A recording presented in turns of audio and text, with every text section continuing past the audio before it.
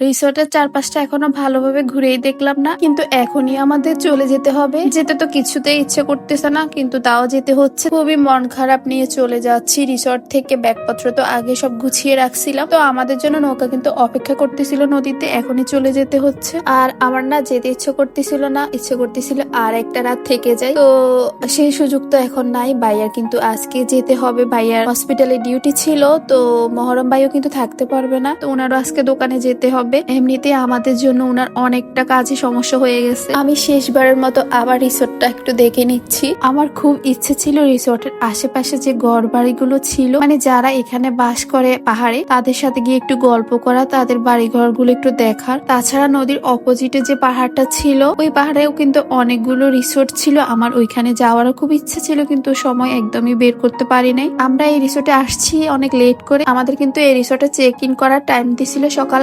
11টায়, যদিও 10টায় আসলো কোনো সমস্যা ছিল না, কিন্তু আমরা এখানে আসছি 1টার পরে। তো এই জন্য আমাদের অনেকটা সময় কিন্তু ওখানেই লস হয়ে গেছে। তো রিসোর্টটা যেহেতু ভালোভাবে দেখা হলো না, এজন্য আমার কিছুতে যেতে ইচ্ছে করতেছিল না। তাছাড়া মহরম ভাই যদি সময় থাকতো, তাহলে আমি ভাইয়াকে বলতাম যে ঠিক আছে, ভাইয়ার তো ইমার্জেন্সি আছে, ভাইয়া চলে যাক, আমরা ভাবি মহরম ভাইরে আমরা থেকে যাই, আর একটা রাত থাকি, তারপরে আমরা চলে যাব। কিন্তু মহরম ভাইয়েরও হাতে কোনো সময় ছিল না, এই জন্য আমি আর সাহস করে কিছু বলি। টাকার ব্যবস্থা কিন্তু কোনোভাবে করা যাইতো, কিন্তু সময় ছিল না কারো হাতেই। আর আমরা যে নিজেরা থাকবো, আমি কিন্তু সেই রিস্কও নিলাম না, কারণ এসব এলাকায় কিন্তু একজন পুরুষ সাথে থাকা খুবই প্রয়োজন। মহিলারা কিন্তু একা থাকা কোনোভাবেই সেফ না, যে কোনো সময় কিন্তু যে কোনো কিছু হয়ে যেতে পারে। একটু একটু করে রিসোর্ট থেকে কিন্তু দূরে সরে যাচ্ছি, এবার চলে যাচ্ছি ইনশাল্লাহ। আমার খুবই ইচ্ছা আছে আমি আবার এদিকে আসব, যদিও সহসায় আসতে পারবো না, কারণ আমার পরের বারের টার্গেট হচ্ছে আমি সিলেট ঘুরতে যাব। আর আমরা তো আর্থিকভাবে এতটাও ধনী না যে যখন ইচ্ছে যেখানে মন চাইবো সেখানে চলে যেতে পারবো। তো আমার কিন্তু বান্দরবানে সবকিছু দেখার খুবই ইচ্ছা। আমি কিন্তু আগে বান্দরবান বলতে শুধু নীলগিরি, নীলাচল, মেঘলা, শৈলপ্রপাত এগুলোকেই জানতাম। তাছাড়া বান্দরবানের আসল সুন্দর জায়গাগুলো আমার এখনো দেখাই হয় নাই। আমার অনেক দিনের ইচ্ছা সাঙ্গু নদীতে নৌকায় নিয়ে ভেসে যাওয়া। কখনো হয়তো কোনো একদিন যেতে পারবো, জানি না কবে যেতে পারবো, আদৌ যেতে পারবো কিনা, তবে খুব করে ইচ্ছা আছে। তবে ছেলে হইলে হয়তো এতদিনে আমি সব জায়গা ঘুরে দেখে ফেলতাম। এই একটা কারণেই মাঝে মাঝে আমার মেয়ে হওয়ার জন্য খুবই আফসোস লাগে।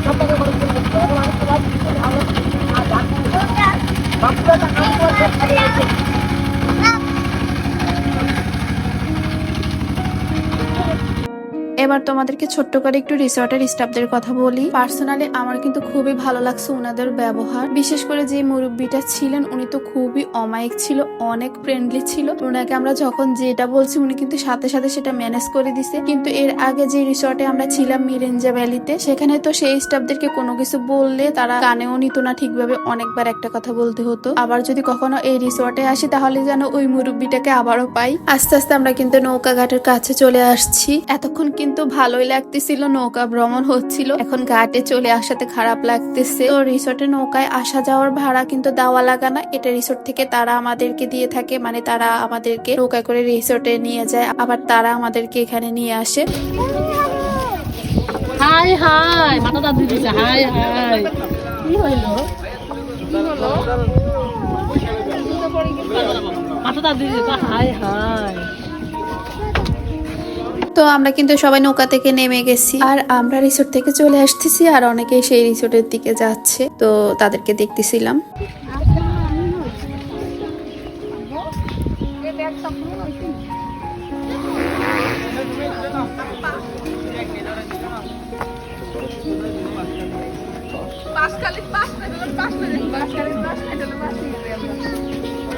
আর মহরম ভাই মিরিঞ্জা ভ্যালি থেকে যে বাসটা নিয়ে আসছিল সেটা এখন স্নিগ্ধার হাতে। এই বাসগুলো কিন্তু মহরম ভাই ওই রিসোর্ট থেকে নিয়ে আসছে, আবার এই রিসোর্ট থেকে বাসায় নিয়ে যাবে। তো আমরা এখানে এসে সবাই ওয়েট করতেছিলাম একটা গাড়ির জন্য। অনেকক্ষণ হয়ে গেছে, কোনো গাড়ি পাচ্ছিল না ভাইয়া। তো আমরা দাঁড়ায় দাঁড়ায় পা ব্যথা হয়ে গেছে। একটা অটো রিক্সা দেখতে পাইছি, তো আমরা সবাই মিলে সেখানে উঠে বসে পড়ছি। আর ড্রাইভার ভাইয়াকে বলতেছি আমরা কিন্তু কোথাও যাব না, আমরা একটু বসি। তো উনি বললো ঠিক আছে আপনারা বসতে পারেন, আমি কিছুক্ষণ আছি, আপনারা বসেন। তো আমরা সবাই এখানে বসেছিলাম। তো কিছুক্ষণ পরে দেখতেছি ভাইয়া আমাদেরকে ওইদিকে ডাকতেছে। আমি ভাবছি হয়তো গাড়ি পাইছে, তারা গাড়ি পায় নাই, একটা দোকানে ঢুকছিল। তো ওখানে মিষ্টি দেখতে পেয়ে মিষ্টিগুলো তাদের ভালো লাগছে, এখন সবাই মিলে মিষ্টি খাচ্ছে, আমাদেরকেও খেতে ডাকতেছিল। তো আমি খেলাম না, আমার শরীর কেমন লাগতেছিল, গা গুলাইতেছিল, আমি তো এমনিতে অসুস্থই ছিলাম। আর আগের রিসোর্টে যাওয়ার সময় কিন্তু আমি অসুস্থ হয়ে গেছিলাম এবং এখন পর্যন্ত কিন্তু আমি অসুস্থ ছিলাম। এখন মোটামুটি একটু ভালো আছি, কিন্তু এখনো আমি ঠিক হই নাই। তো অনেকক্ষণ অপেক্ষা করার পরে ভাইয়া কিন্তু একটা গাড়ি পাইছে। আমরা কিন্তু চাইলে বাসে করেও যাইতে পারতাম, কিন্তু এখান থেকে আবার বাস স্ট্যান্ডে যেতে হবে, সেজন্য আমরা এখানে ওয়েট করতেছিলাম। তো অবশেষে একটা জিপ গাড়ি পাইছে। তো আমরা এখন সবাই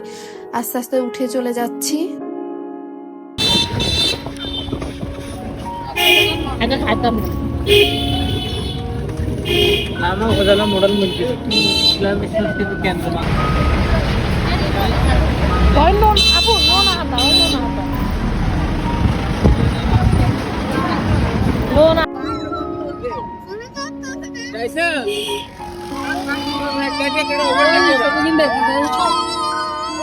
একদম করো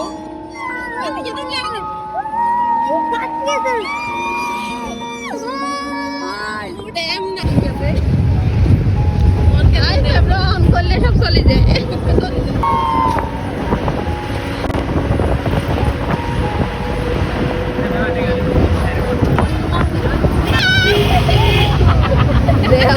মারাম ভাই আবার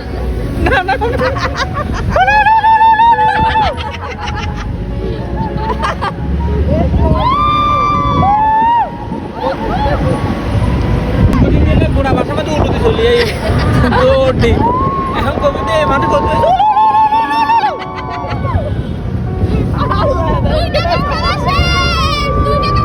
ভিডিও পুরোটা পথ সবাই খুব মজা করতে করতে আমরা চলে আসছি। তো আজকে পর্যন্ত আল্লাহ হাফেজ।